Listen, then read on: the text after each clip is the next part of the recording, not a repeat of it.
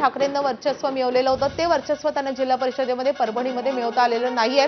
परभणीमधून आणखी एक महत्त्वाची अपडेट येते। देऊळगाव कुपटा गटातही भाजपचे उमेदवार विजयी झालेले आहेत। वालूरमध्ये भाजपच्या साक्षी साडेगावकर या विजयी झालेल्या आहेत। तर परभणीमध्ये भाजपनं जोरदार मुसंडी मारलेली दिसते।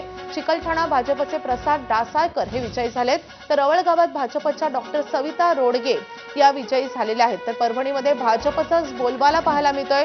देऊळगाव कुपटा गटातही भाजपचा उमेदवार विजयी झालेला आहे।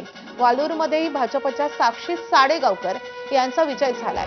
तर परभणी जिल्हा परिषदेमध्ये चिखलठाणामध्ये भाजपचे प्रसाद डासाळकर हे विजयी झालेले आहेत। त्यामुळे इथेही आपल्याला भाजपचाच बोलबाला पाहायला मिळतोय आणि पर्यायानं जे महाविकास आघाडीचे तीनही घटक पक्ष आहेत त्यांची मात्र मोठी पिछेहाट परभणीमध्ये पाहायला मिळते। प्रज्ञा, तर वेंगुर्लेच्या तुळसमध्ये भाजपचे बंडखोर विजयी झालेत। खासदार सुनील तटकरेंचे मेहुणे अजय बिरवटकर हे देखील विजयी झालेले आहेत। वेंगुर्ल्याच्या तुळसमध्ये भाजपच्या बंडखोर उमेदवार सुजाता पडवळ या विजयी झालेल्या आहेत आणि खासदार सुनील तटकरेंचे मेहुणे अजय बिरवटकर हे विजयी झाल्याचं आपल्याला पाहायला मिळतंय।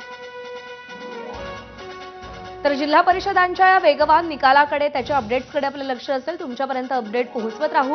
एक छोटासा ब्रेक घेऊ।